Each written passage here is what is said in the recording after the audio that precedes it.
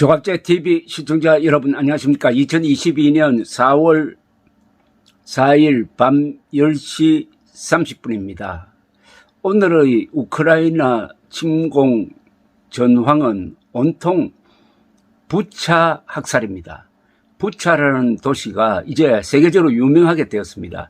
키이우의 북서쪽 한 30km 떨어져 있는 작은 도시인데 이곳을 점령하고 있던 러시아 군이 물러난 다음에 길가에 버려진 수십 구의 시신들이 발견이 되고 수백 구의 시신이 묻힌 것으로 알려진 집단 매장지가 지금 발굴되고 있습니다.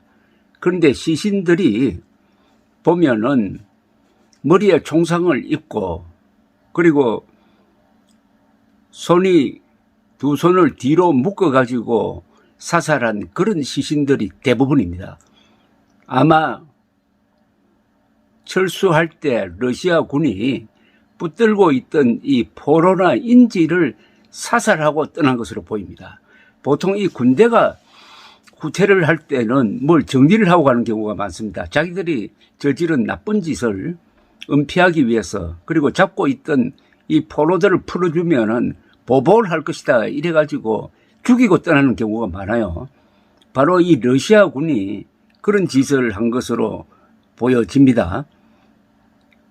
이 우크라이나 젤렌스키 대통령 보좌관이 CNN과 인터뷰를 하는 걸 들어보니까 이 사람은 다른 지역에서도 이런 일이 예외 없이 일어날 것이다, 났을 것이다. 그러니까 수복되는 도시마다 이런 참상이 발견될 것이다 라면서 이거는 러시아군의 하나의 문화라고 했습니다.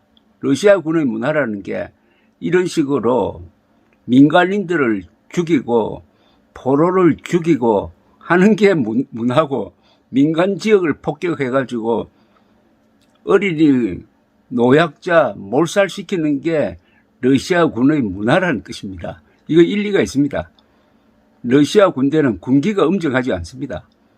약탈, 성폭행, 살인, 방화 이런 러시아군이 해방 직후에 북한 지역으로 들어와서 그렇게 행패를 부리니까 북한 사람들이 이게 공산당은 이런 자들이구나 해가지고 상당수가 월남한 적이 있었습니다.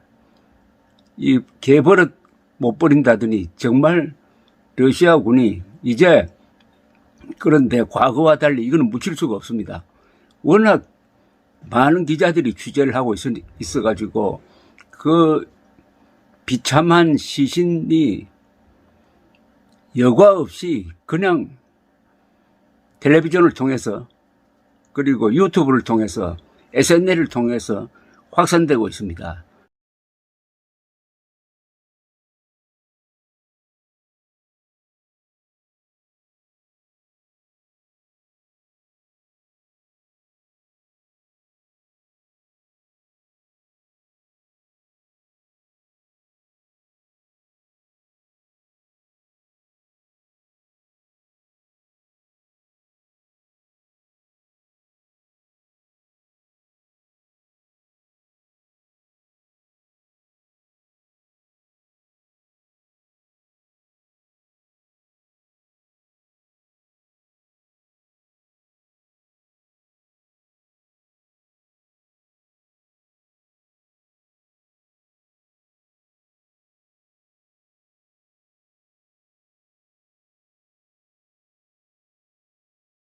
이러니까 온 세계가 들고 나가지고 이 부차 학살을 규탄하고 있습니다.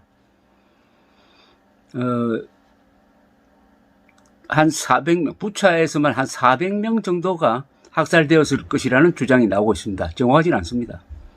유엔은 1417명의 우크라이나 민간인이 사망했는데 그중에 121명이 어린이라고 발표를 했습니다. 물론 이것도 아주 보수적인 수치입니다. 예컨대 지금 남쪽 마리우폴이라는 도시에서는 벌써 5,000명의 민간인이 죽었다고 합니다. 자, 이 규탄 대열에 합류하고 있는 나라가 EU, 나토, 프랑스, 영국, 독일, 그리스, 폴란드, 일본 거의 모든 문명 국가가 들고 일어났습니다. 대통령이나 외무장관 설명을 통해서 부차 학살에 대한 국제형사재판소의 조사와 문책 및 추가 제재를 요구하고 있습니다. 마크롱 프랑스 대통령은 러시아로부터 이제 석탄과 기름을 수입 금지해야 한다고 주장을 했습니다. 독일 국방장관, 재무장관도 가스 수입을 금지해야 한다고 촉구하고 있습니다.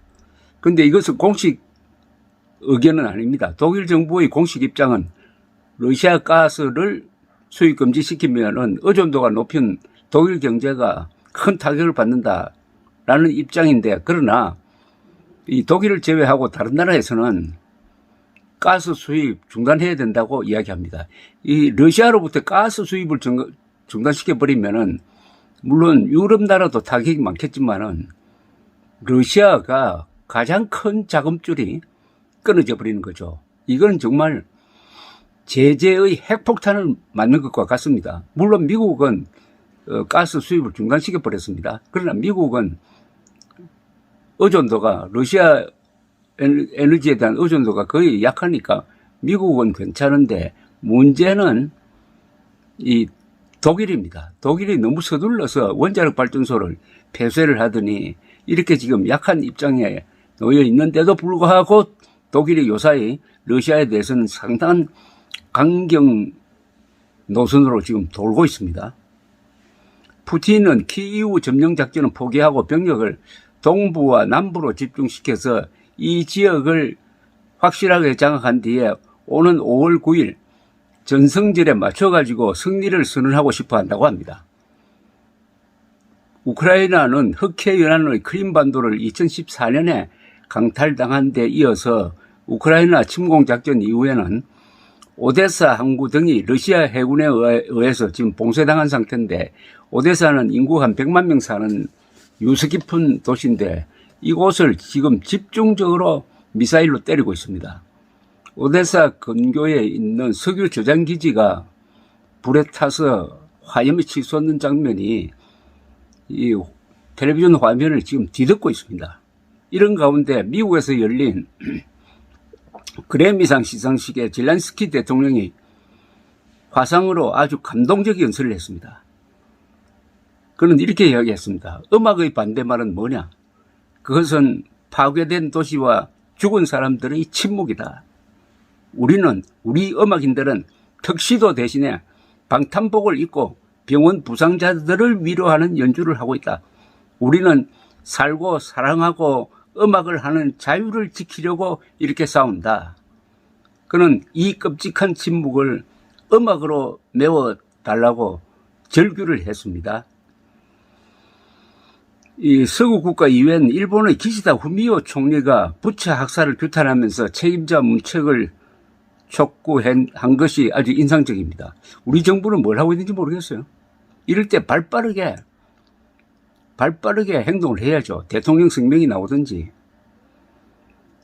교황도 키이우 방문을 고려하고 있다고 합니다. 그런데 지금 한 12명의 우크라이나 시장이 러시아군에 납치됐다고 합니다. 그 중에 한 명은 죽었다는 이야기입니다. 이런 가운데 헝가리의 빅토르 오르반 수상, 이자는 아주 친푸틴입니다. 이게 선거에서 또 이겨가지고 또 집권을 계속하게 되었습니다. 이 세르비아에서도 대통령 선거에서 친러시아, 친푸틴 인사가 이겼습니다. 상황은 참 복잡합니다. 이제 러시아는 이런 만행에 대한 이제 대가를 치러야 될 것입니다.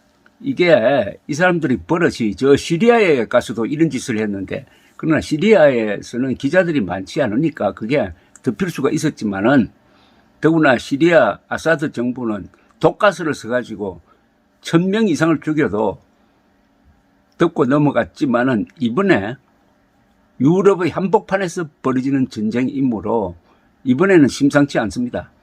아마 강한 제재가 들어갈 것으로 보입니다. 이 푸틴이 하는 행세가 나치를 욕하다가 완전히 히틀러를 닮아가고 있습니다. 그럼 히틀러의 최후도 푸틴이 닮아갈까요? 그게 궁금합니다. 감사합니다.